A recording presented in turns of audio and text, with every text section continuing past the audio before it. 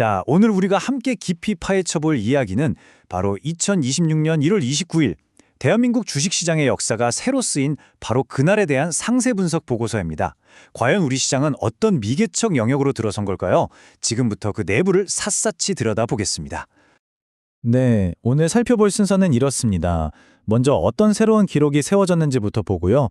그 뒤에서 돈은 과연 어떻게 움직였는지, 누가 사고 팔았는지 그 흐름을 추적해 볼 겁니다.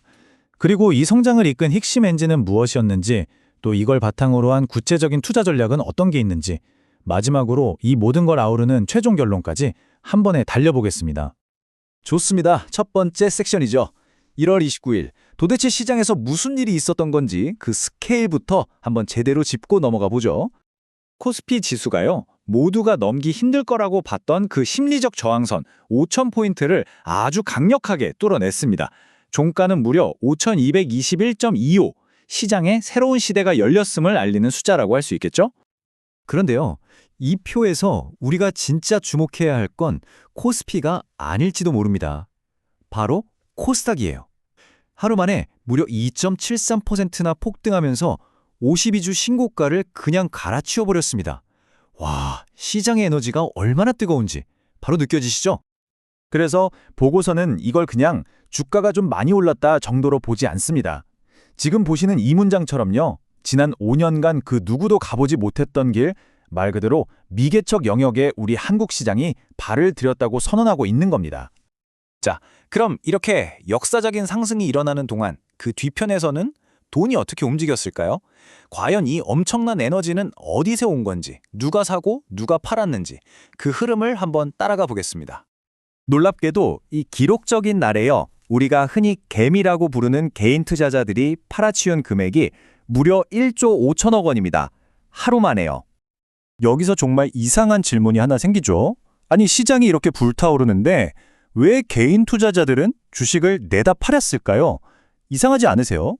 보고서는 크게 두 가지 이유를 꼽습니다. 첫 번째는 단순하죠. 작년부터 이어진 상승장에서 번 돈을 일단 확정하고 싶었던 심리. 그리고 두 번째, 이게 사실 더 중요한데요. 금융투자소득세 기준인 5천만 원을 넘는 수익에 대한 세금. 이걸 피하려는 고액 자산가들의 아주 전략적인 움직임이었다는 겁니다.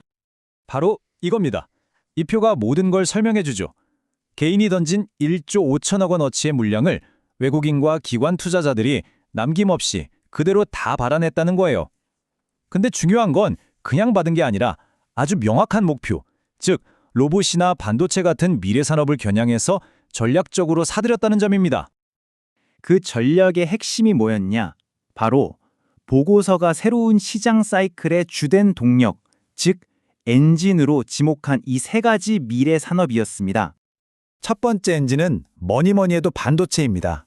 특히 AI 시대의 심장이라고 할 수 있는 HBM, 고대역폭 메모리죠. 삼성과 SK하이닉스가 차세대 HBM4 양산 시점을 확 앞당기면서 말 그대로 전쟁이 벌어졌거든요. 그러면서 그 핵심 장비를 만드는 한미반도체 같은 기업들이 직접적인 수혜를 입게 된 겁니다. 두 번째 엔진은 우주항공 섹터입니다. 일론 머스크의 스페이스X IPO 소식 다들 들으셨죠? 기업 가치가 무려 2천조 원이에요. 상상이 가시나요? 이 거대한 파도가 스페이스X에 부품을 공급하는 캔코아 에어로스페이스 같은 국내 기업들에게는 엄청난 기회가 되고 있는 거죠. 그리고 마지막 세 번째 엔진, 바로 로봇입니다. 특히 사람처럼 생긴 휴머노이드 로봇이요. 현대차가 인수한 보스턴 다이내믹스의 아틀라스 보셨죠? 이제 로봇이 정말 우리 생활 속으로 또 산업 현장 속으로 들어오는 바로 그 원년이 2026년이 될 거라는 아주 강력한 신호입니다. 자, 그럼 이렇게 큰 그림을 봤으니 이제 좀 더 구체적으로 들어가 보죠. 이 거대한 흐름 속에서 보고서가 콕 집어 분석한 두 개의 종목은 과연 어떤 투자 기회를 보여주고 있을까요? 첫 번째 종목은 캔코아 에어로스페이스입니다. 보시다시피 주가가 하루에 23% 넘게 엄청나게 뛰었죠. 하지만 보고서는 여기서 동시에 주의 신호를 보내고 있습니다. 이게 정말 중요한데요. 보고서는 지금 급등한 가격을 무작정 따라 사지 말라고 경고합니다. 대신 단기, 중기, 장기, 본인의 투자 기간에 따라서 각각 다른 진입 시점과 전략을 아주 구체적으로 제시하고 있죠. 무작정 가지야가 아니라 철저히 계획적으로 접근하라는 겁니다. 다음은 아주 아이비 투자입니다. 이 종목은 상한가를 쳤는데요. 단순히 돈 빌려주는 벤처 캐피털 회사가 아니라 스페이스X에 초기에 투자했다는 그 사실 하나만으로 이제는 스페이스X의 가치를 대변하는 일종의 지분 가치주로 시장이 완전히 재평가하기 시작한 겁니다. 그래서 이 종목에 대한 보고서의 조언은 아주 단호하고 명확합니다. 1단계, 절대 아침에 뜨자마자 추격 매수하지 마라. 2단계, 며칠간 분명히 조정이 올 테니 기다려라. 이런 식으로 흥분된 시장 분위기에 휩쓸리지 말고 아주 냉정하고 단계적인 계획을 세워서 접근하라고 강조하고 있습니다.